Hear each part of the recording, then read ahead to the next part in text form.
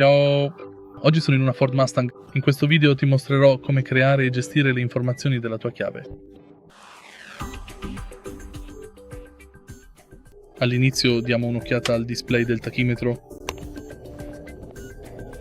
Entra nelle impostazioni e vai su My Key. Ora crea la mia chiave. Tieni premuto per creare.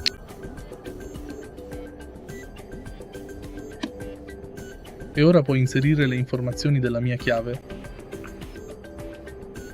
Abilita o disabilita l'assistente di emergenza. Le opzioni disponibili sono sì, non disturbare, imposta la velocità massima, avviso di velocità, limite del volume, oppure cancella le tue chiavi.